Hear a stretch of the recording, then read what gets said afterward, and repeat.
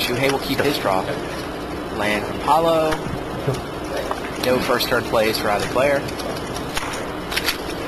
Turn 2 Ancestral Visions, right on schedule. And there is the Bitter Blossom. The turn 2 Bitter Blossom on the wrong side of the table. Shuhei brought him in, and he'll have the edge. Paulo loans him some fairy. That's funny. You get a psychological edge by boarding that in against the fairy player. You know he's going to have tokens. You don't have to bring any to the tournament, right?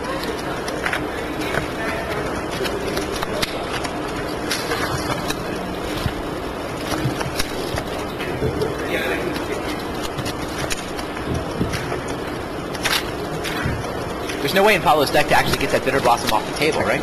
The pretty full art Imperious Perfect. Can't imagine that blue-black has a lot of enchantment removal options. Always I guess you could bounce it with a primal command. Yeah, a cryptic any command. permanent. Cryptic command, yes. Yeah. He's going to want to cryptic command it and steal it. Counter it on the way back. Counter it on the way back down. But and he's got, he's clearly playing the card advantage game this game. He's going to have time to resolve those 2 Ancestral Visions, those 6 extra cards. It's going to give him the ability to stitch together a control plan. Yeah, what else has Shuhei got going on? Got a Tarmogoyf, another Perfect. Ooh, another Bitter Blossom.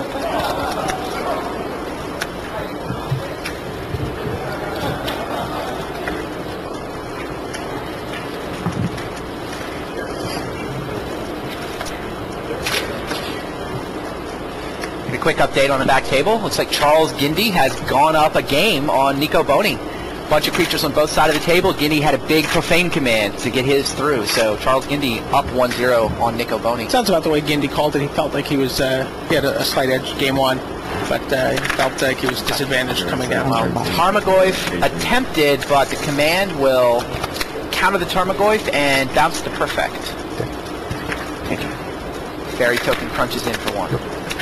Oh, there's a second Bitter Blossom. Crazy.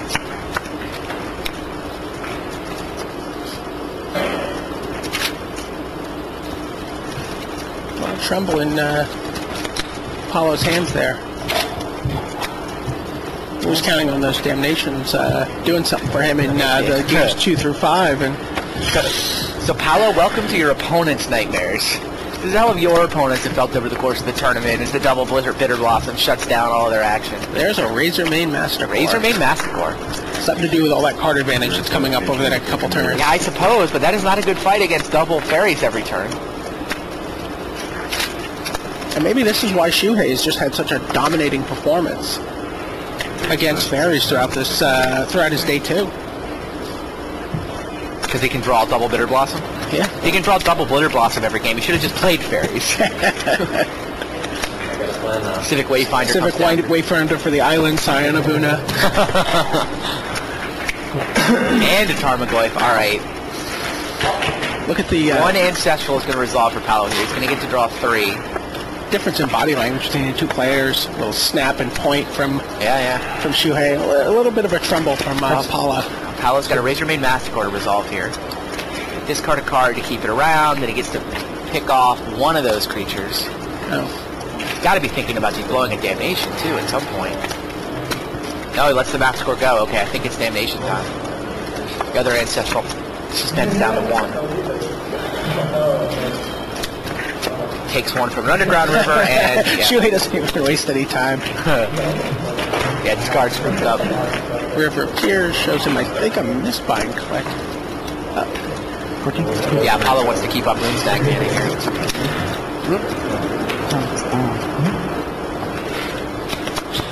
Oh, is that a Tomb of is that Yawgmoth in the play? Or yeah. Judge was asking him why he didn't take damage from his undergrounds. Like, they make black for free. Yep.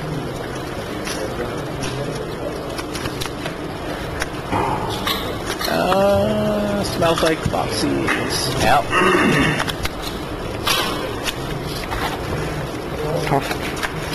4 mana left, so Shuhei can pay for... what is that? Mistbind click. Yeah, it takes the Mistbind click. There's nothing for it to click on. Leaving a Mastercore. I think it's 2 Rune Stacks, yes. That's not going to get the job done. Even cast this. I guess there's no rune stacks in the yard yet, or is there one? The U-Vault comes over for 2. Other ancestral resolves.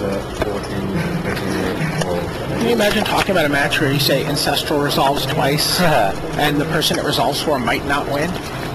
There's another Razormane Masticore. Yep. Yeah. That just loses. I mean, Razormane Masticore looks like it's good in this matchup, except against the Bitter Blossom clan. Right? Yep. Should be awesome about the ground combat with elves and Tarmogoyfs. These little 1/1 flyers are just going to eat Paulo alive here. He's got to come up with command and bounce counter.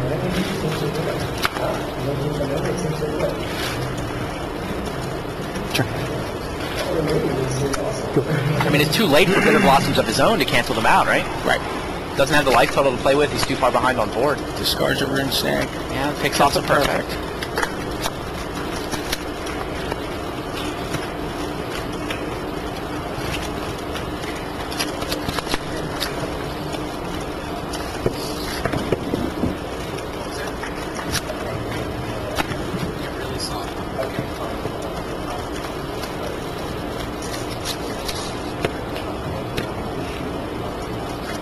Okay. Sounds like we're going to get an update from some of the other tables here in a couple minutes. While Paulo tries to figure its way out.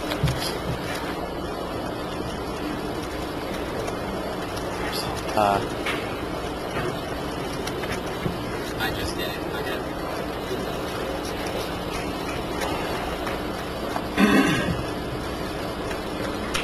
So in other matches, Younghan Shu is now up a game on Marin Lebert. Got the combo, pulled it all off, Greater Guardian, body double, etc. Double Rinse, frowny lather, face. repeat.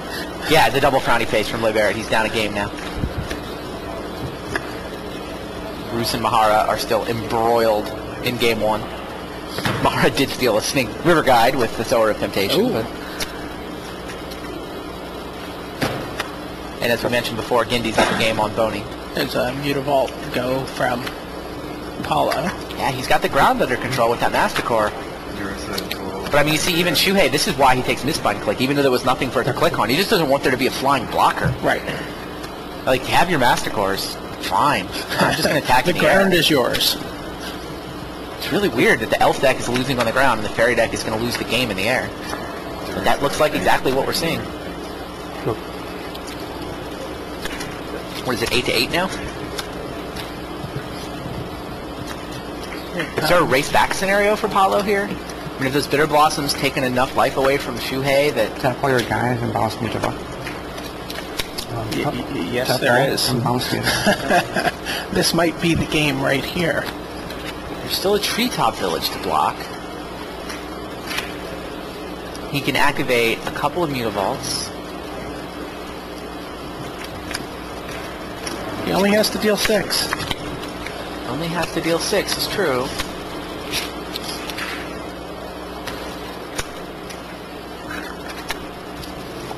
Oh, and he can survive another turn, too. There's 6 tokens against him.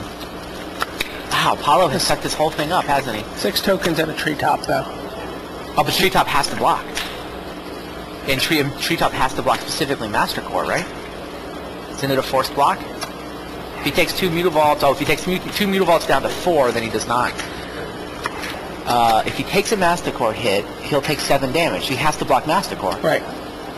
Unless there's a trick in Shuhei's hand, then it's a forced block and Treetop dies to Masticore, so Paulo can survive the crackback with 6 fairy tokens. Alright, Paulo attacks with Razormane Masticore, Mutavault. Shuhei's on 8, and he knows Bitter Blossom is going to send him to 6 next turn. So he cannot afford to take 6 damage. His only available blocker is a Treetop Village. Figuring out exactly which mana to tap to activate it.